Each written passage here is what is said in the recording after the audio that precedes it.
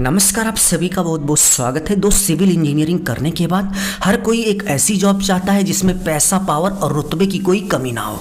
तो चलिए आज के वीडियो में हम आपको 4 ऐसी जॉब के बारे में बताते हैं। यदि आपको यह जॉब मिलेगी तो भाई साहब आपको लोग सलाम ठोकेंगे, बोलेंगे सलाम साहब।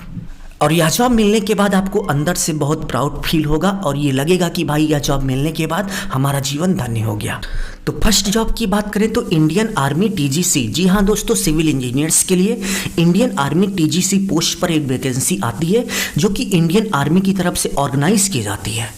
इंडियन आर्मी टीजीसी पोस्ट पर अप्लाई करने के लिए यदि हम क्वालिफिकेशन की बात करें तो आपका बीई बीटेक होना चाहिए।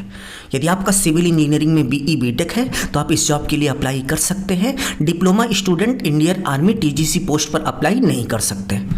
इंडियन आर्मी टीजीसी पोस्ट पर अप्लाई करने के लिए यदि हम एज लिमिट की बात करें तो मिनिमम 20 ईयर और मैक्सिमम 27 ईयर एज होनी चाहिए।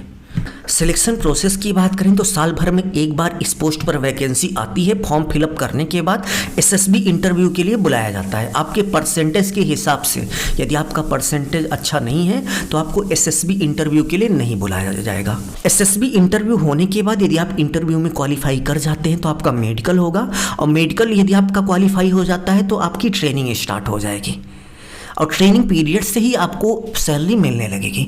यदि हम स्टार्टिंग सैलरी की बात करें तो भाई साहब 56,000 यानी कि 56,000 रुपये स्टार्टिंग सैलरी है।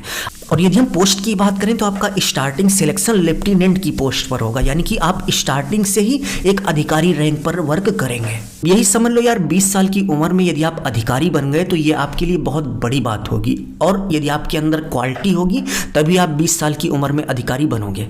लेकिन बहुत ही अच्छी जॉब है। यदि आपको जॉब मिलती है तो आपको इंडियन आर्मी में वर्क करने का मौका मिलेगा और जिस गली से निकलेंगे ना उस गली से आपको लोग सलाम ठोकेंगे। सेकेंड जॉब की बात करें तो भारत डायनेमिक लिमिटेड। आपने भारत डायनेमिक लिमिटेड का नाम सुना होगा। और यदि हम इसके वर्क की बात करें तो आपने इंडियन आर्मी की तरफ से जो भी वेपन बनाए जाते हैं, जैसे आपने सुना होगा कि भारतीय वायुसेना ने तेजस हेलीकॉप्टर बनाया और इसके साथ साथ कुछ ब्रह्मोस जैसी मिसाइलें बनाई, तो उन सभी वेपन्स को बनाने का जो वर्क है इसी भारत डायनेमिक लिमिटेड द्वारा किया जाता है।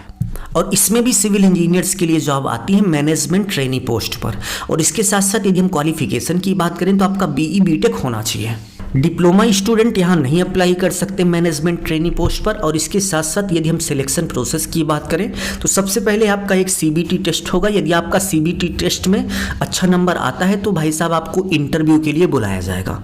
और यदि आपका इंटरव्यू क्लियर हो जाता है तो आपको यह जॉब मिल जाएगी। स्टार्टिंग सैलरी भाई साहब आपकी 40,000 होगी, लेकिन 1-2 साल जाने के बाद आपको 1.5 लाख से भी ऊपर की सैलरी मिल जाती है। अब यहाँ पे क्वेश्चन उठता है कि भाई साहब यह जॉब कब आती है, तो यह जॉब अगस्त से सितंबर के बीच आती है। अभी 20 सितंबर इसको अप्लाई करने की लास्ट डेट थी। थर्ड और फोर्थ नंबर जॉब की बात करें तो भाई साहब MES यानी कि मिलिट्री इंजीनियरिंग सर्विस और BRO यानी कि border road organisation. MES job जो है इसके अंतर्गत मिलिट्री इंजीनियरिंग सर्विस में जो बिल्डिंग बनती है उसको बनाने का वर्क किया जाता है और इसके साथ साथ BRO में जो बॉर्डर की रोड बनती हैं उन सभी को बनाने का वर्क किया जाता है। और ये दोनों जॉब जो है वो SSC के अंतर्गत कराया जाता है। आपने SSC JEE का नाम सुना होगा, तो SSC JEE के थ्रू MES और BRO में वैकेंसी आती है। और यदि हम क्वालिफिकेशन की बात करें तो आपका BE BTech यदि डिप्लोमा है तो आप MES या फिर BRO के लिए अप्लाई कर सकते हो। BRO में डिप्लोमा स्टूडेंट्स के लिए कुछ एक्सपीरियंस भी रखा गया है।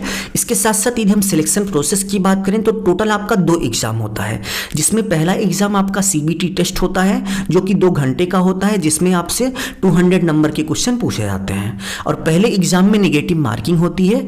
निगेटिव मार्किंग की बात करें तो एक गलत क्वेश्चन होने पर आपका 0.25 नंबर कट कर लिया जाता है। सेकेंड एग्जाम की बात करें तो 2023 से पहले सेकेंड एग्जाम जो था वो रिटन एग्जाम के थ्रू कराया जाता था, बट अभी सेकंड एग्जाम भी CBT टेस्ट के थ्रू कराया जाएगा। यानी कि सेकंड एग्जाम भी अब कंप्यूटर बेस्ड टेस्ट की तरह होगा, जिसमें आपसे 2 घंटे में 300 नंबर के क्वेश्चन पूछे जाएंगे। और सेकंड एग्जाम में भी निगेटिव मार्किंग होगी। यदि आपका एक क्वेश्चन गलत होता है तो सही में से 1 नंबर कट कर लिए जाएंगे।